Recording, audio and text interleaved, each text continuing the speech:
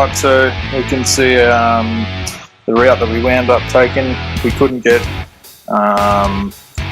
through all the places I wanted, and a few locked fire trails, but nonetheless did about 200 k's through Ourimbah and Watagan State Forests. So I've cut all the dirt riding, all the road riding out of this. This whole trip is about seeing how the Africa Twin went in the dirt. So most of it's all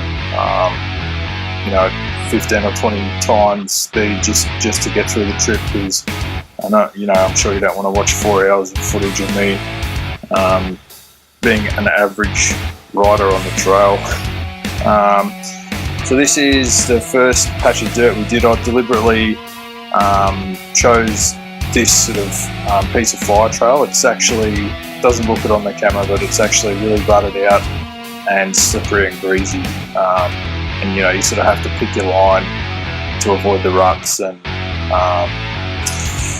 be a little bit careful for traction and making sure you got your line right. So I figured if we did this piece of track first, it'd give me a good indication of my skills and the bike's abilities as we sort of before we started tackling stuff that I don't know and I haven't ridden on before.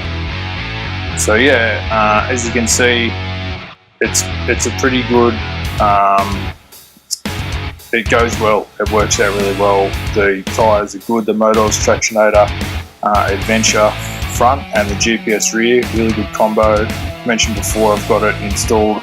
The GPS I've got installed in the more dirt orientated direction.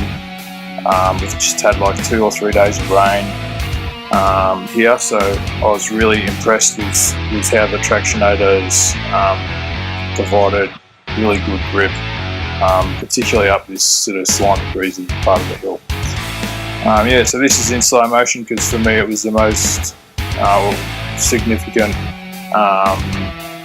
piece of fire trail that we did. It really demonstrated where I am in terms of my ability riding a big bike, and where the bike is in terms of its traction and suspension and setup and all of that. So it was pretty confidence inspiring. I'd be happy to tackle even more difficult stuff in a group where there's some sort of help available if required. Obviously I don't want to get stuck under a 200 kilo bike by myself, but yeah, it was a win, confidence inspiring. I'm really happy with the tyres and where the bike is. So yeah, we're pretty much at the top of that technical part now. The footage will probably start speeding up shortly. But you can see here, this is Middle Ridge Road in Ourimbah State Forest in New South Wales. And I followed that from one end to the other, and really had no issues at all through the whole Ourimbah State Forest. And when we get to the other side, we actually go down Bumble Hill Road to Yarrambalong Road and up through Ravensdale, but we'll talk about that a bit further. So yeah, well, the whole point of this trip was just to get out there on the big bike, on the fire trails, and just sort of see what it felt like before I go and do a bigger trip. I'll probably do a couple more of these sort of trips, progressively tackling more and more difficult terrain. Once I get the enduro bike fixed, I'll probably go and scout out a few pieces of single track that aren't too ridiculous through Ourimbah, and we'll do a video on getting the big bike through that really difficult terrain. What I was surprised with is just how much it feels like an enduro bike when you do hit some difficult stuff.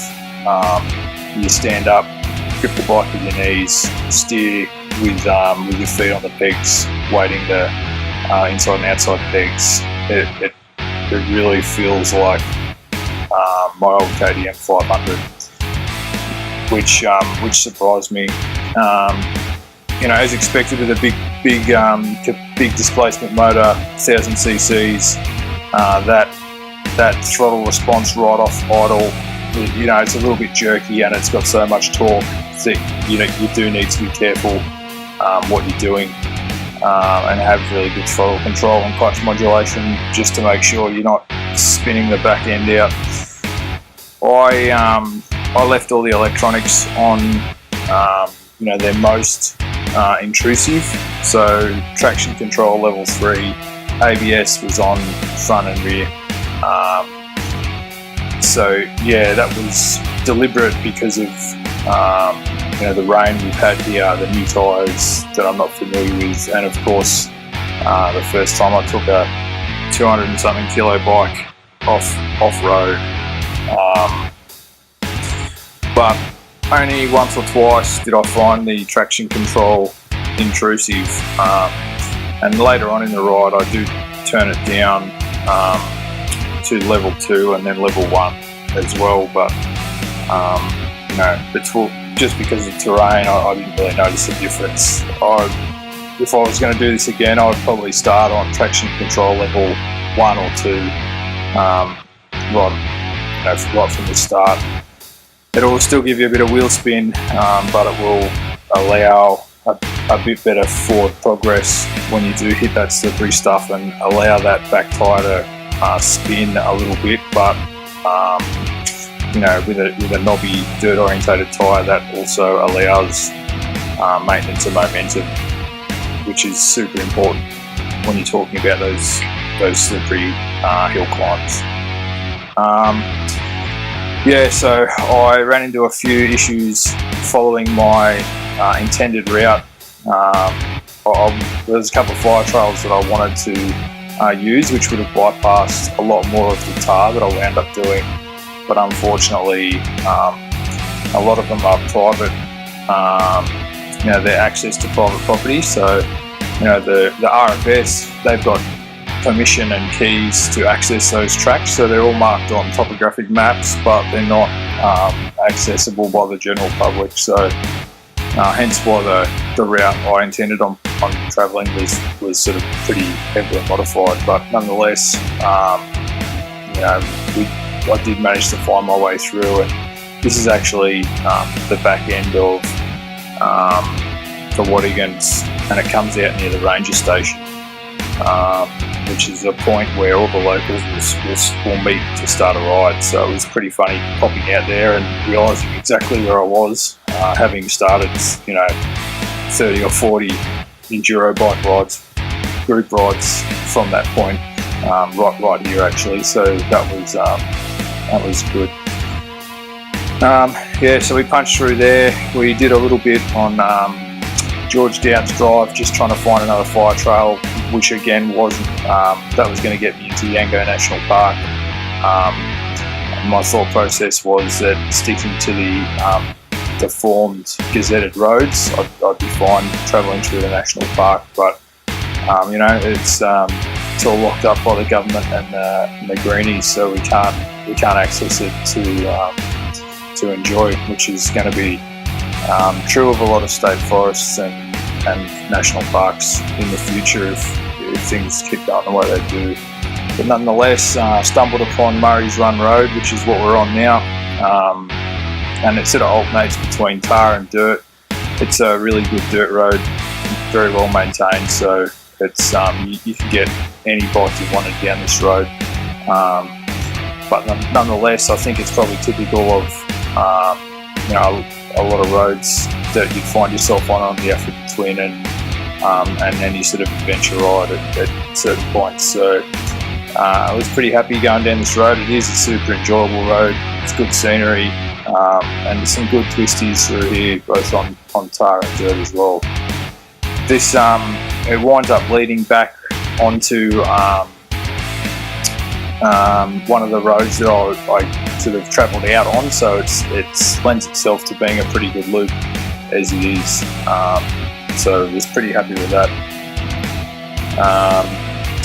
Yeah, you can see my what I'm navigating off. You would have seen a couple of times in the videos before. I've just got my Samsung tablet inside my tank bag in the clear pocket on top. It's plugged into a little power bank charger, It was actually pretty good, aside from it overheating later in the day and refusing to charge. But I think that was mainly because it was sort of out in the sun, in the direct sunlight, rather than anything I did to it. So using that Australian topographic maps, which I'm going to do a video on later on, but it proved quite useful. I downloaded the maps so I could use them offline, but every time I needed to on this ride, I had enough 3G or 4G reception to have a look at the satellite layers or different types of the topographic layers that are available in there, and that's what made my decision, or made it possible to amend this route on the fly and find my way through. And you can see here, this is actually back on.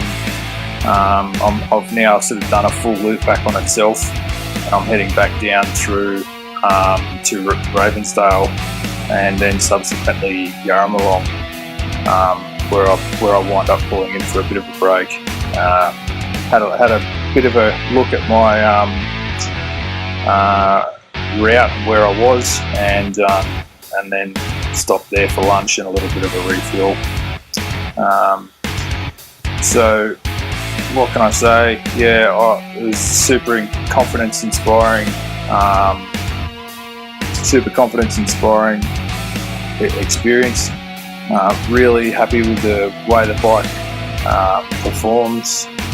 Everything you hear, to my mind, is true. And what I mean by that is, the Africa Twin is not the bike that you buy if you're going to be racing through single track, training for Romaniacs or anything like that. It's 100% not an enduro bike. It's also not the bike that you buy if you're going to, load it up with all your worldly possessions and do a lap of the Great Ocean Road, or drive up the Eastern Seaboard, or do any long distance touring with your wife or partner and all their luggage as well. That's probably not what it's for. What it is for, I think, is kind of what you see here, and that's touring or exploration through the forest, single twin track fire trails, and then the country roads. It sits in my mind somewhere between a done-up DR650 and your GS 1200s. So it's